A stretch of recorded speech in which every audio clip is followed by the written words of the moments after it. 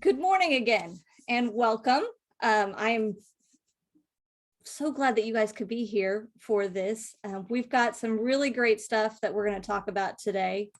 Dominic's with us. We're going to talk about unlocking the secrets of SEO, which I'm really looking forward to myself. It's an area that I would like to know a lot more about. But to kick off the series today, I'd like to tell you a little bit about kind of how it got started. So last year, I launched the What Works Marketing webinar series because I was talking to a lot of people and clients, and the question I always get is, what works? When it comes to marketing, what works for my business? And I realized that there's so many questions around the different tactics and tools and the different things that you need to make a successful marketing strategy. And a lot of people are familiar with traditional marketing tactics, but it seems like things are changing so much. And so wanted to really bring in some different experts in the field to talk about some of the new things, or maybe get refreshers on things that you really need to know about when creating a marketing strategy. For those of you that I haven't met, my name is Elizabeth King, and I've got a PR and marketing firm. And this is what I love to do. I love sharing what I know about marketing with other people and educating and helping people to create marketing strategies that work for their business. I really want to answer these questions about what works for you. And a lot of times that ends up being a little different for every company, because sometimes it's about branding and understanding who you are as a company. Other times it's about figuring out who your target audience is. And so I really like partnering with companies to really help them understand who they are and what is going to work best for your business. So I'm gonna, let's see.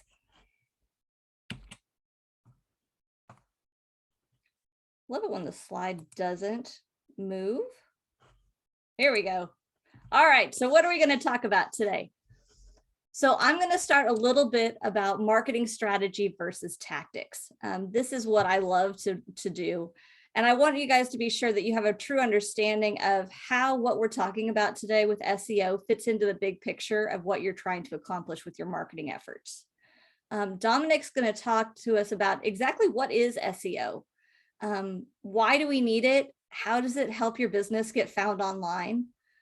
He's going to get into some technical stuff and also talk to you about how to choose an SEO partner, because I think that's also really important, is to understand, how do you know someone who's going to be the right fit to work with?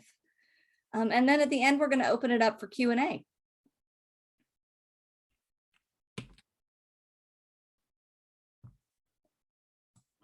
So let's talk about what I like to call the 5 keys. And this is just a system that I use to help you understand.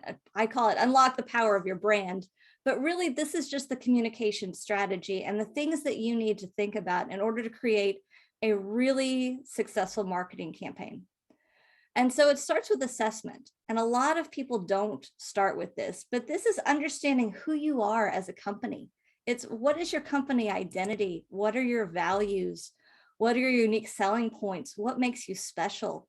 And in this area is where you're really starting to develop your talking points and being able to explain who you are as a business. In this, you're also identifying your ideal customers. And you can have multiple ideal customers based on the different products and services that you provide. And so understanding what are the needs of these customers and where do they get their information? A lot of that's very important to understand how you, what tactics you need to use to reach them. Another part that's really important is goal setting. Marketing really needs to be aligned with your business strategy and your business goals. What do you want to accomplish? Whether that's, what do you want to accomplish for the year? What are you trying to accomplish in the next 90 days? And use marketing as a way to help drive those goals so that you can make sure that you are achieving what you want to achieve. And so with that, you look at your business goals, and then I like to break it down into smaller marketing goals that you can really help define and figure out what does success look like with your marketing strategy. And then we get to planning, which is what we are here to talk about today. This is where you are determining what tactics you're going to use to achieve this strategy, your marketing goals. You're going to create the plan and create your calendar so you can stay on track. And then we get into implementation. And then again, the other thing that gets missed a lot is evaluation. This is why setting those measurable marketing goals are so important, because I wish communications was an exact science, but it's just not. And so making sure that you are taking the time to evaluate, what messages really resonate with your audience? What are you doing what messages don't?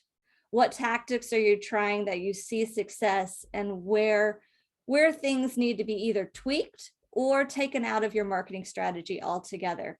It's just a matter of figuring out what's going to work best for your clients, your customers, and your business to achieve your goals.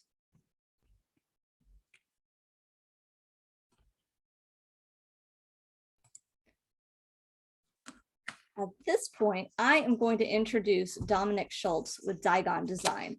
I have worked with Dominic for a while now, and we've partnered together on several projects that have been very successful, including the launch of my own website that just launched this week. So if you get a chance, make sure you check out kingprmarketing.com. But Dominic is a marketing professional with a proven record of driving online results for local businesses, and he loves empowering others with the knowledge and resources they need to succeed. Dominic started Digon Design in September of 2020 with the goal of sharing his experience with and driving results for local business owners. He's worked in a number of industries, including automotive, engineering, computer science, and nonprofits. This gives him a unique understanding of how to apply marketing principles, especially in service-based industries. Dominic's desire is to help businesses grow using the power of online marketing, especially SEO, because the results of implementing an SEO strategy can completely change the course of your business. And with that, I am going to turn over to Dominic and take it away. Well, thanks, Elizabeth. Hey, everybody. Thanks for coming today. We've got a great group together, and I'm excited to get into this and really share how to get an SEO strategy set up for your business and what it can do for you and how it works. I'm sure a lot of people are interested in how it works because they want to know what works. But with that, let me get my screen share set up and we can get started right away.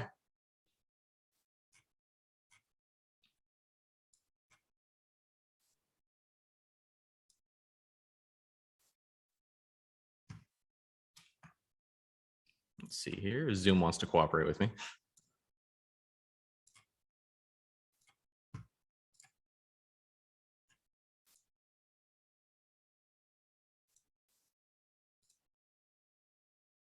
All right, let's see if that works. Maybe not. It wants to. Give me just a second. A little bit of technical difficulty with PowerPoint today.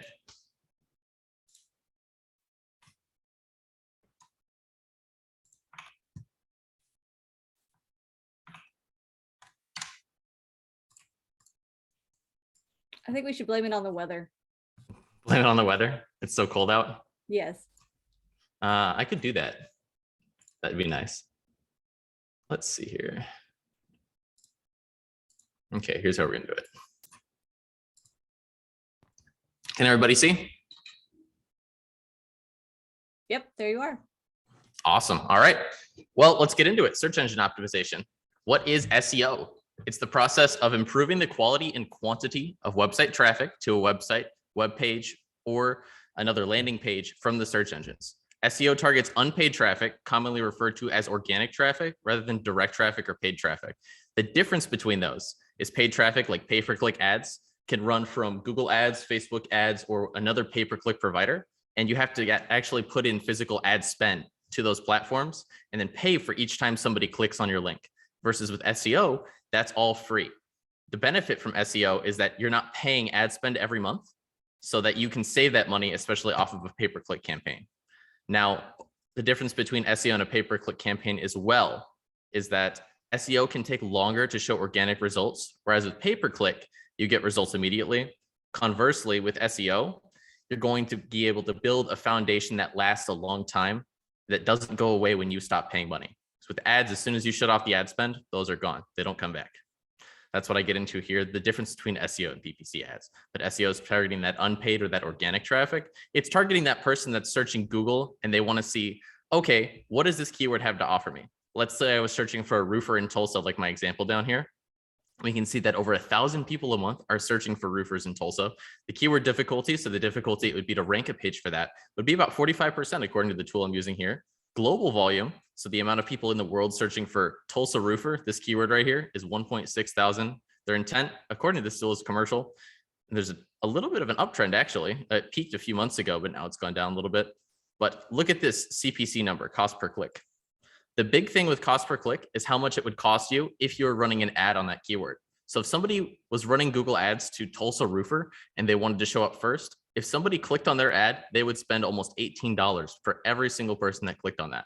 With SEO, you can save that pay-per-click ad spend by getting a page to rank organically. It can significantly reduce that cost per click for you because each click is free and organic. How does it help your business? So SEO is going to help you maintain and build brand authority and awareness. It's going to increase your brand and company credibility as well. When you see a company on the top of Google, there's a lot more trust that goes into that. A lot of people nowadays trust Google with anything they show them. They don't necessarily question it, which could be a good thing or a bad thing, depending on how you look at it. But it can also bring you more organic visitors to your website. What that means is more eyeballs on your site, more people consuming your content, looking at your images, seeing your smiling face, seeing your branding. They're going to remember it later on. And what that can lead to as well is more people contacting you. Your phone could be ringing more often. The more eyeballs you get on there ultimately should lead to more people calling your phone, sending you a contact, or asking for a free quote, depending on your call to action on your website. And it's going to help you win the click by being #1 on Google. If you're #1 on Google, you're going to get almost all of the search traffic for that specific term. So if somebody's going to search roofer in Tulsa, if you show up #1, 90% of the people are going to go to that #1 spot. Maybe another 10% can go to the second one if they're comparing, and then maybe 5% below that go to position 3. Anything below position 3 on Google, most people are not going to. Sometimes if you're looking for something really specific, you might sort through and go to the second or even the third page of Google. I don't think you're going to really go past third page. Most people don't, at least I don't. Why use SEO over other methods? So SEO can build you a long-term foundation, and it doesn't disappear when you stop spending money, unlike with paid advertising. Studies show, like I was saying earlier, that 81% of internet users are using search engines. And of those users, 75% of all clicks go to the first 3 results on Google, which means if your website isn't in those first 3 results, you're losing out on a significant portion of traffic and ultimately eyeballs on your site. If so many people are using search engines, it's extremely valuable to be on top. There's a lot that goes into SEO and getting yourself up there, but the results you can get out of it are phenomenal, especially with regards to cost, especially once you're up there. It's so good. Like I cannot say enough good things about it, but let's get into some process. So the process of starting an SEO campaign, there's 5 things you want to go through first. You want to do a website audit, do keyword research, on-page optimization, think about writing content, and off-page optimization. And I can go deeper into these as well. But the first one is a website audit. The biggest thing with auditing a website is looking for structure and usability. You want to make sure it's friendly to the search engines. Google's going to look at it and see, is this website friendly to the person who's looking at it? Does it provide them a good user experience? And is it solving their problem? If it's not solving the problem of the person searching, then they're most likely not going to keep it ranked at the top for a long time. You want to see that search engine friendliness. What that means is Google is tracking on-page metrics when people land on your page, and it's looking to see if they're sticking around a long time. It looks to see how long they stay there for, how long they read your content, and ultimately if they bounce off your site and they go somewhere else. Because if they have to perform that search again, Google sees that and says, well, maybe this site isn't the perfect solution to that person's problem, and I might not rank them as highly in the future. So you want to make sure that you're actually solving the problem when someone lands on that site. Otherwise, you might lower in the rankings. But you also want to check usability. So if the person is clicking on buttons and they're not working on the site, that's an automatic demotion. It might not happen immediately, but if your site's not usable in general, then you're going to struggle to rank highly in Google as well. You want to see your link popularity, which is how many people and how many places are linking to your website. Are people dropping your on social media and saying, oh my God, this company did great work for me, sending traffic to your website and saying, look at this person, look at their website. That's a big social signal, especially to Google, and they monitor that as well. They're seeing how many people are talking about you, if you're being mentioned, if traffic's going there, and where it's coming from. Google can track the amount of traffic that comes from Facebook, comes from itself, comes from other search engines, and ultimately comes all around the web to your website. And then it's going to look for your brand engagement. So is your brand engaging back with the people you're talking to? Are you talking to people on Facebook? Are you mentioning yourself in other social media platforms like Twitter, Instagram, etc.? And ultimately, are you engaging with your fans out there on the internet? There's a lot that goes into SEO in that regard as well. Next step is going to be keyword research. You want to search relevant keywords using keywords tools like SEMrush or like Ahrefs, or there's a million of them out there. But the ultimate goal is to create a list of target keywords and implement them into your SEO strategy. You can find what I like to call low-hanging fruit keywords, and you can easily rank for them with lower effort. It won't take a lot of unique content or time or effort to actually rank for some of these words, such as if you see in this example I put down here, KD is keyword difficulty on a scale of 100. So right now, if we were to look, roof inspection in Tulsa, it's got a keyword difficulty of 3 out of 100. So if you were a roofing company in Tulsa, that would be a great keyword for you to try and rank for. You can also look at some of these other ones that are a little bit more difficult. They've got a scale of 5, 6, and 6, which is roof cleaning, standing seam metal roof. Anyway, some of these keywords get kind of weird. But ultimately, you want to find those low-hanging fruits and start ranking for them as quickly as you can. That way you can get more people and more traffic, even if it's not that crazy. Like there's only a volume of 20, maybe 70 tops at some of these words. But imagine if you got all 20 of those people visiting your site, what would that do for you? And you can do that on a scale of however many low-hanging fruit keywords you already rank for. The next step in keyword research is reverse engineering your competitor's success. Don't go and reinvent the wheel. Look at the guy who's in first, see what they're doing right, and then you can take that strategy and say, well, these are the words they're targeting. This is how they're targeting them. I want to do the same thing. And then you can come there and do it better. Step 3 in SEO, on-page optimization. This is taking all the content on your actual website pages and optimizing it to be search engine friendly. You can do things such as naming your URLs properly, optimizing your meta tags, which is when somebody searches in Google itself, when they see that search result, the little description at the bottom is what's called a meta tag. I can show you an example here in a little while as well. Alt tags, which is, again, it's in that space when someone's searching for you on Google as well, in that search result. So you've got your title tag, and then you've got your meta tag or your alt tag at the bottom. You've got header tag optimizations on your page. So what that's going to be is your H1, H2, H3, H4, and H5 headers. What those headers do is they tell Google what your headings are about. Your H1 is what the entire page is going to be about. H2 is your subsections of your page. They can be article titles or it can be section titles. You want to put keywords in there as well that are relevant to what that certain page is ranking for. Such as if you're trying to rank for a marketing company here in Tulsa, your H1 could be Tulsa Internet Marketing Agency. Your H2s could be different kinds of marketing you offer or marketing services. Your H3s could be subsections of those services. H4s and H5s can just be little headings or display, decorative displays.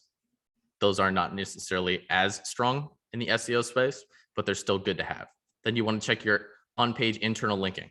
What that means is, where do you send traffic if they're on your specific page? So let's say they land on your homepage. Is it going to link out to the other pages of your website? Will it link out to your contact form? Do you have a call now button? Where do you send those people inside of your site? That's what an internal link is. Then Google looks for what's called a sitemap. If you have certain pages that aren't linked together, Google still wants to crawl them. It wants to look at what you have on that page, if it's valuable to the person who's searching for it, and how they can get there. If it can see that on your sitemap, then even if you've got a page on your website that isn't linked anywhere, Google will still go on there, they'll crawl it, and ultimately they may be able to index it for you. Content writing. This is one of my favorite things to do with SEO, is producing genuine quality content that provides value to the reader. You don't want to just put out any kind of SEO content just for people to read. You don't want to take a blog article, stuff it full of keywords and say, yep, that's great, let's go. No, there's a lot more that goes into it. You want somebody to actually genuinely want to read what you're writing. I mean, that's the goal in general, but especially with SEO. If someone's not taking the time to go through and actually read the article you wrote, then you're most likely not going to see the kind of engagement you want, especially with the reader or with Google. So you want to produce good quality content that people want to consume, that they want to share, they want to comment on, and they want to engage with. That's huge in the SEO space. There's a lot of different services you can use to get articles and other text written. I know Elizabeth likes to write text at times, but content you can write are articles, press releases, blog posts, blog reviews, and you can guest post on other people's websites. Now, guest posting is interesting because it gets into what I call step 5, which is link building. I'll touch on that here in a minute or two, but I'd like to go into a little bit more detail on guest posting. So when you guest post on someone else's website, it can help you in a few different ways. It will, you can get a backlink back to your own website, which is huge. Google's looking at the internet and they're looking how everything's linked together. And what they'd like to see is a lot of websites with high authority linking back to you. If you got a backlink, say you did a guest post on Forbes, that would be huge for your website, especially when it comes to authority, because Forbes is a very high domain authority. What that means is Google gives them a lot of weight and a lot of credibility. Tripping over my words here, but it gives them a lot of credibility. And what that means for you is if they get you a backlink, then you will be so much more credible in Google's eyes as well. It kind of spreads that credibility around. So guest posting can be huge for your business. And it can also just in general, make you more of an authority as a writer. Link building. So guest posting is part of link building. You can get backlinks to your website, and you can also have other people guest post on your site and give them links from your site. It goes both ways. Sending links in and out are essential to making sure you're well networked online, as well as well linked in Google's eyes. Other parts of link building, though, are promoting your website, especially like on social media. Make a post every week. Put a link in that post saying, hey, this is my website, but you don't want that to be the full focus of the post. Provide some other kind of value. Post up a picture. I know someone who does drone photography, and what they do is they post pictures of sunsets and they say, hey, go check out my website. I've got a gallery of all the different drone photos I take. That's a great way to get people back to your website and ultimately get more traffic and more eyeballs on those pages. You can also do article submission or syndication. What that is you're submitting articles to other websites, again, in the whole guest posting space, where you wrote something and you say, hey, I think this could be really valuable to you. Would you like to publish this for your audience? All I'm asking in return is you send a link back to my website. That way, everything is going to work in favor for all of you. It kind of, what goes around comes around in a way with links. Blog comments.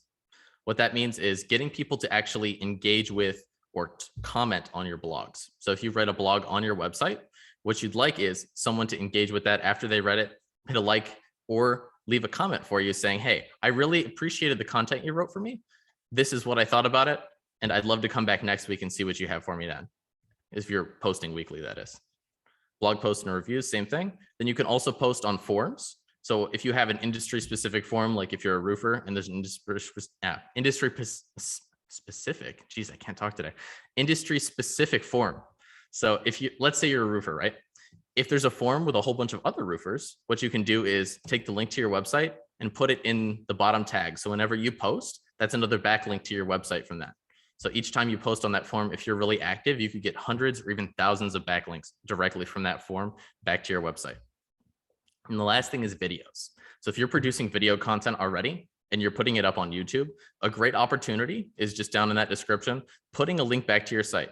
Again, everything should lead back to your website in general. So if you're putting content out into the world, put a link back to your website. Say, hey, thank you for consuming my content. Come back to my website if you'd like to see more, if you'd like to have a conversation and get in touch with me, or if you'd just like to see some of the work we've been doing. Next up, local versus regular SEO. So there's two different kinds of SEO. There's local and then there's normal SEO. Local SEO is when you're looking down here and you're in this Google 3-pack. So these two examples were for a search Tulsa roofing. So this is the keyword I'm searching. When I search Tulsa roofing, I got these 3 results right here. Google says, these are roofing contractors. We think you might be interested in them, and it's recommending them. Now it's recommending them off of a lot of different criteria. One of the biggest ones is reviews. They're looking to see how many reviews these people have, and they're also looking to see how credible their websites and their SEO is. So right now it's recommending me number 1, Arrowhead Roofing. I haven't heard of them before, but their SEO must be really good because they're showing up #1 in this Google 3-pack. Second up would be First Priority Roofing Tulsa. Now you can see they don't have nearly as many reviews, but they have all 5-star reviews, which is huge.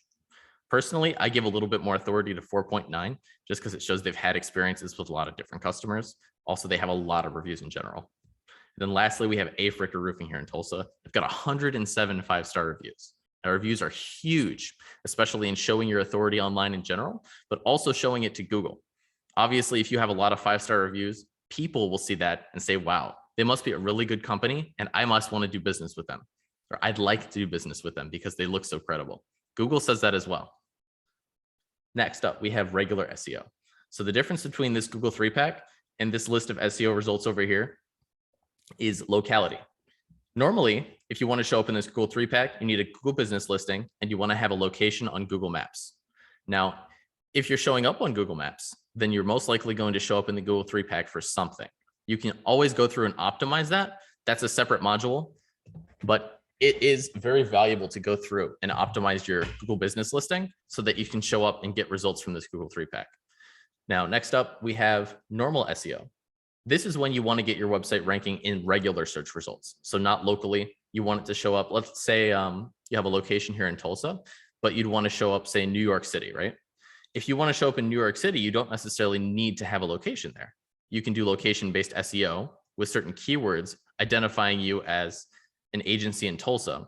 But on that page, you could say New York City and then the service you're offering, and you can actually get that page to rank there, even if you don't have a specific location.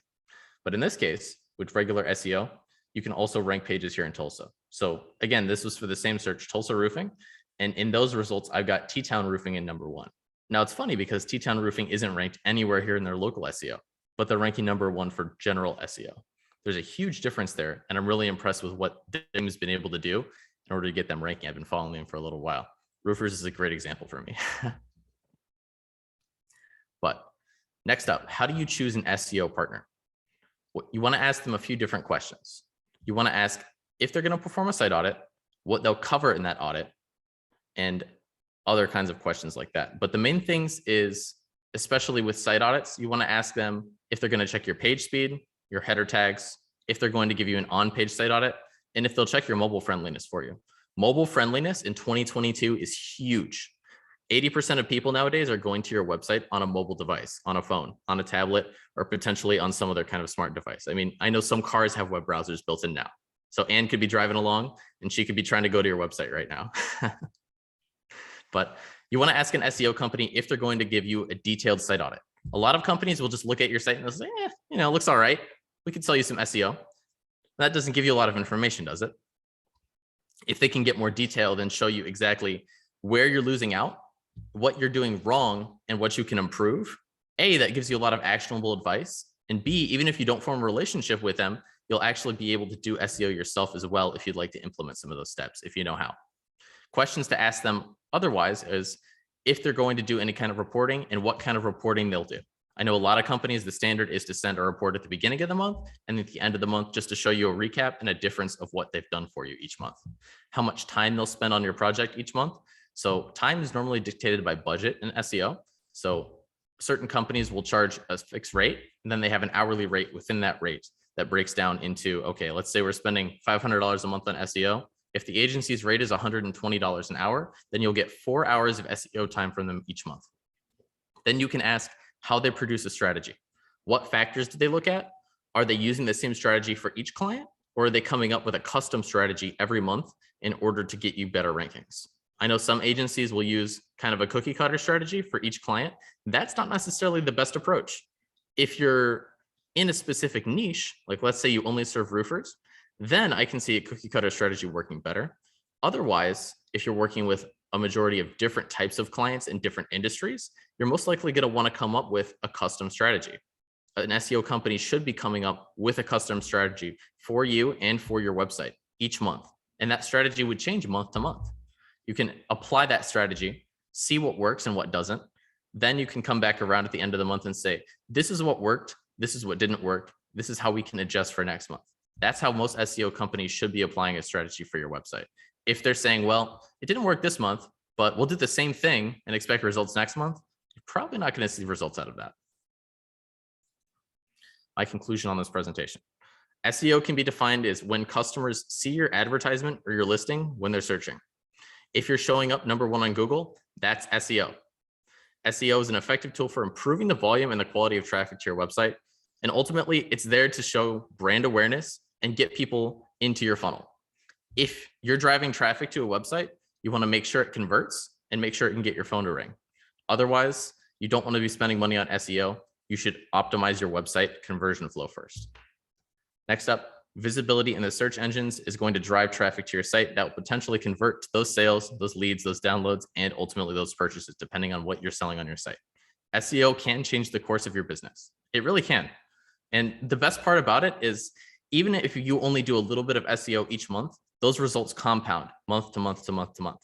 The big part about it is you need to be consistent and constantly apply these principles, make new content, optimize your pages, and go and tweak and change your old pages a little bit every once in a month.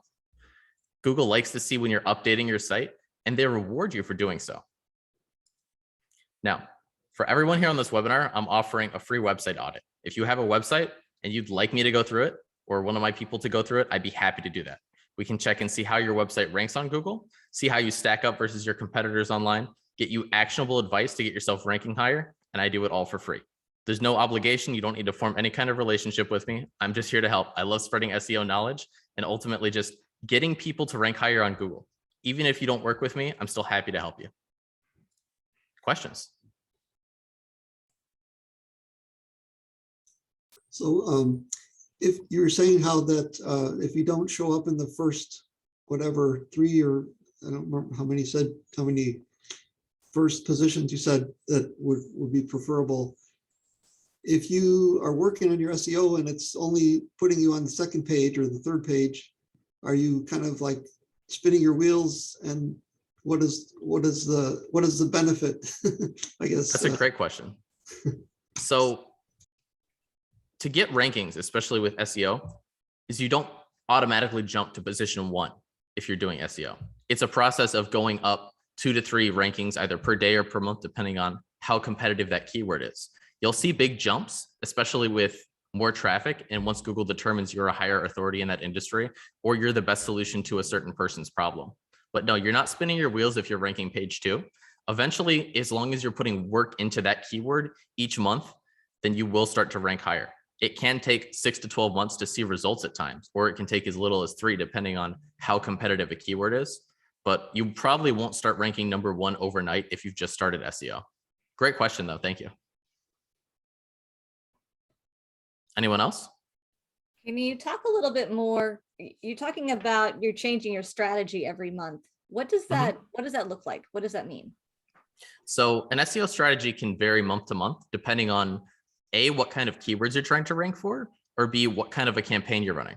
So let's say if we were doing a strategy for a roofing company, if that roofing company was looking to get certain clients in a certain niche, we would base a strategy around that kind of niche. So let's say this roofing company wants to do only like commercial metal roofing projects, right?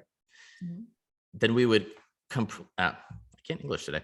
We'd produce a strategy around commercial metal roofing as that keyword. And then we would go through, perform keyword research and find any kind of other related keywords and produce content based around that. We would do that strategy potentially for a month or potentially for however long that company wants to do those types of jobs or target that specific keyword. But we would adjust that strategy accordingly between the months, right? So at the end of month 1, if we see we're not getting the kind of results out of a certain keyword or the certain kind of volume we're looking for, we would pivot.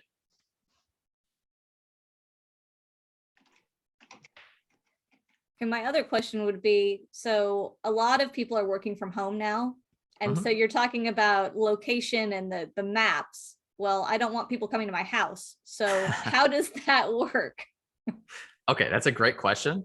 You can put your home address on there. And with maps, there's an option for you to not show that home address. It will just show a general area that you work in. Like let's say you work in Bixby, right? You can have it just show a pin in the Bixby area instead of on top of your home address. Because I agree with you, you don't want random people showing up at your house for business inquiries. That address is not as important these days. I know a lot of companies, like I know an SEO agency in Toronto that ranks number 1 in New York City for New York City SEO, but they don't have a physical location there. Shelley, you had a question? I do have a question. So a big part of what I do is referring my clients to experts to who can help them build their businesses.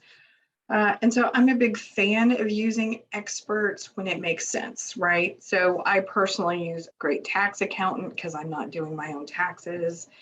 I hire great attorneys for obvious reasons, hopefully, because I don't know the law. So what, and I know this is, this is kind of a difficult question because obviously you do this for a living, but when I'm talking with clients, what is the threshold at which they need to hire an expert? So like, some things people can do themselves.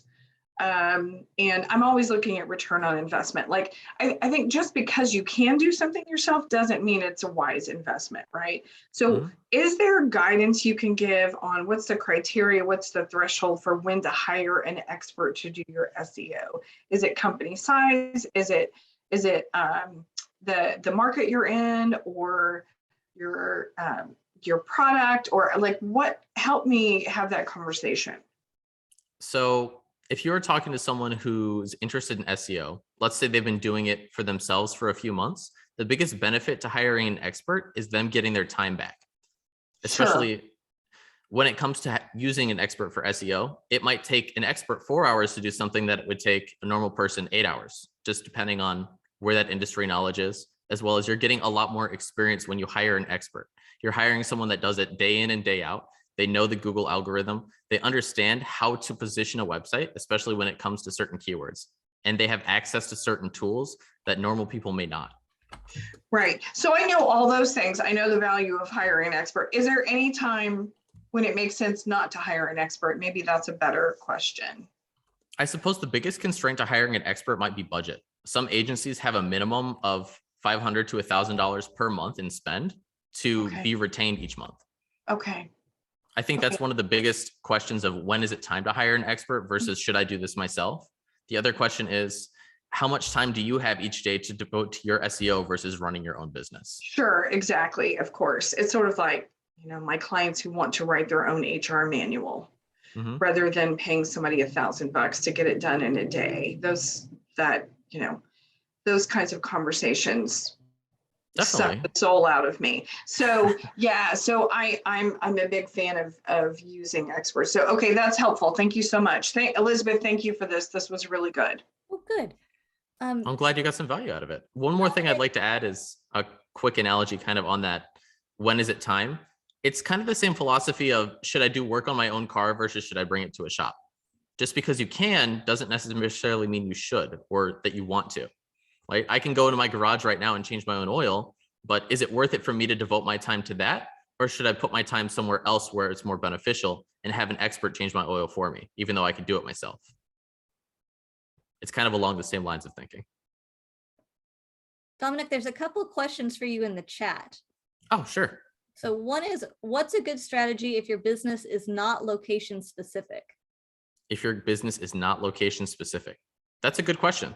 The biggest thing is determining if you're getting clients from a certain specific location, or if you'd like to target larger cities. The biggest thing is depending on what your industry is. I don't know what industry you're in. Would you mind sharing? Yeah, hang on. Let me get all situated here. Okay, so yes, I am talking about like consulting. So I consult with people here, Canada, Europe, wherever.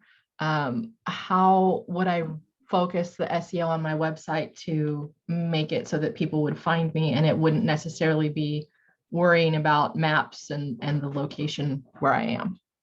Okay, so in consulting especially, it's very difficult to stand out with SEO.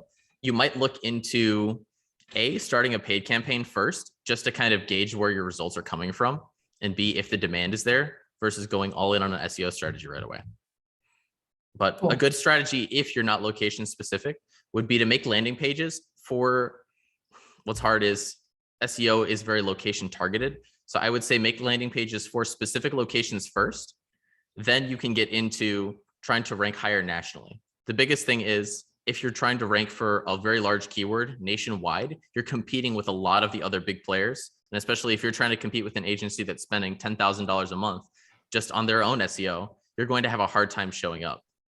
Yeah, I'm probably not going to spend $10,000 a month on SEO. You're right.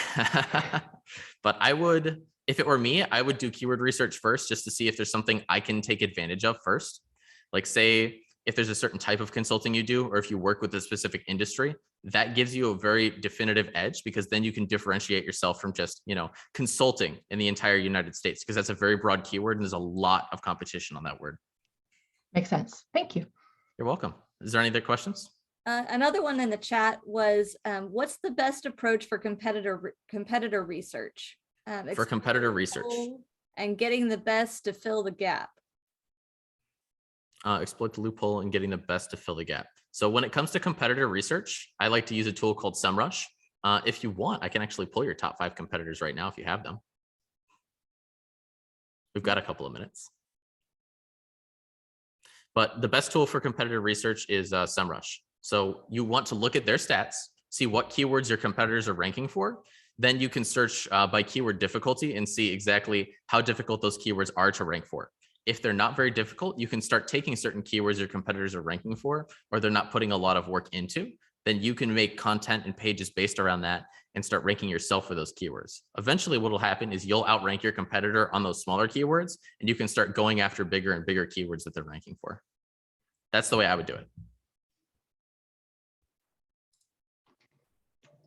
Are you spelling, is SEMrush SEMRUSH?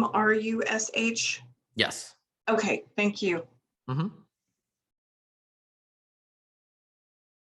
Any more questions? I got one. Does Google care if you're using different platforms to do your posting, whether like say it was Twitter or Facebook or whatever? Does it put preference? I would think it favors itself more, like YouTube, or I don't know. How does that work?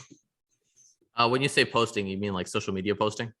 Yeah, any kind of posting, whether it be blog posts or LinkedIn, and putting articles out, whatever it is.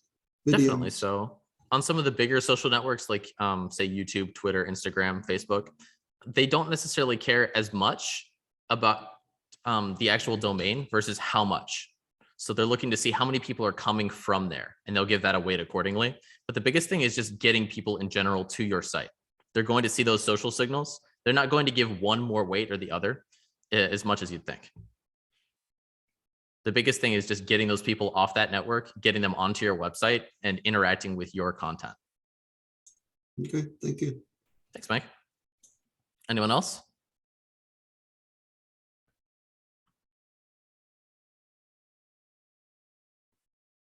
Well, thank you all. I mean, these are a lot of really good questions. Great information, Dominic. Thank you so much. This was really helpful as I'm still trying to wrap my brain around SEO and what I need to do for my own business. I'm going to share my screen for just a second because I'd like to share with you kind of what's coming up next with the webinar series. Just get this on your radar if I can.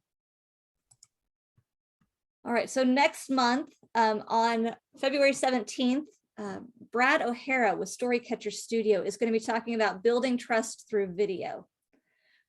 He does a lot of, there's 4 main ways that you can build trust through video, and he's going to be sharing with us how you can really use this platform to build your business and to create that experience with your customers.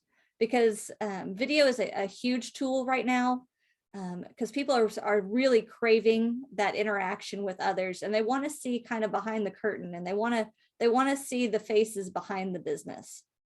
And then in March, Clint Cawthorn is going to be talking about photography for marketing. Excited to see that as well.